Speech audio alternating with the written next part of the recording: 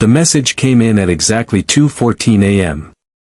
Just 4 plain words, no punctuation, no emotion, "We need to talk." Her name lit up on my phone like a red warning light, the kind that tells you something's already broken. I didn't answer, not right away. It wasn't anger holding me back, it was calculation.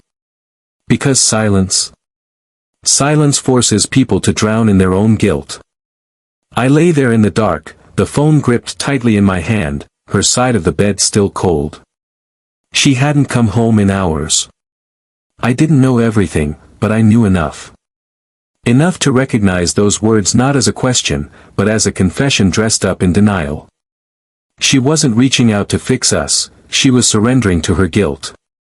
Or maybe she just wanted to be the one to twist the knife. I didn't react. I waited. I let her sit in the discomfort she had created.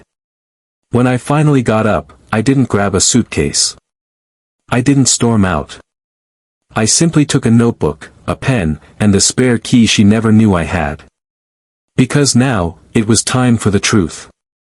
The signs had been there for weeks. She started wearing perfume just to buy groceries, applying lipstick before the gym. Her smiles no longer touched her eyes.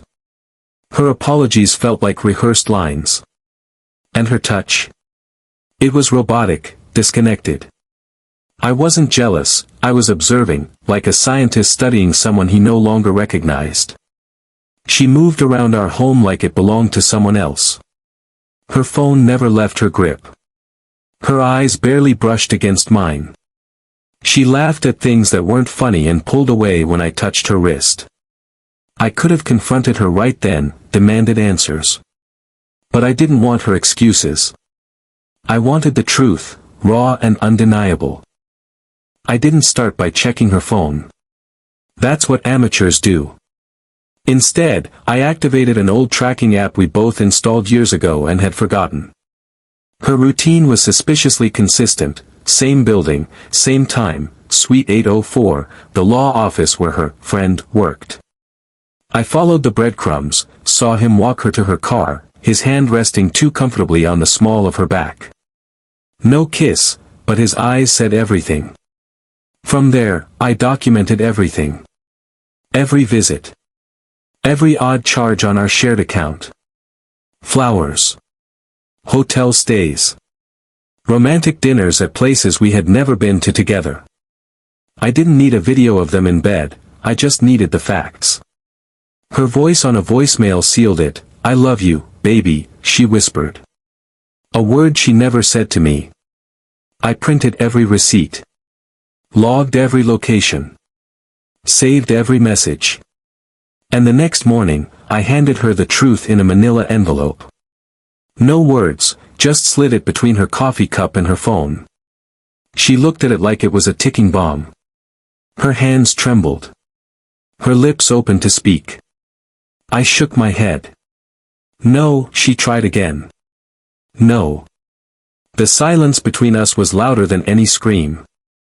She reached for my hand, I stood up. I walked to the door and left it open behind me. She didn't follow. Not that day. 2 weeks later, she returned, but this time not alone. Outside, she wore his jacket. I noticed the watch, his watch. The one I gave him as a gift last Christmas. She didn't look at me. Instead, 2 goons stepped forward, clearly hired muscle. One cracked his knuckles. The other smirked like I was supposed to be afraid. Then he stepped out, smug and polished. "Your wife's with me now," he said. "We came to teach you a lesson." I just smiled. Her betrayal. That was her choice. Bringing them to my house. That was her mistake. I looked up at the garage camera, the one I installed last week. Audio. Video. Streaming live to the police. Assault. Premeditated. All caught on tape. They're gone now. Cuffed and taken away. She cried, but not for me. She wept for the ruin of her reputation. But it was already over. I watched them from the window as they were driven away. She looked back at me, I closed the door in silence. And this time, the silence was mine. The truth is, I stopped loving her the day she chose someone else. I never wanted revenge. I wanted clarity, and now, I have it. She'll spend the rest of her life explaining the damage. Me? I won't speak a word. She created this wreckage. Now, she can live in it. If this story hit hard, don't scroll past. Like, share, and subscribe for more real, raw, and powerful storytelling.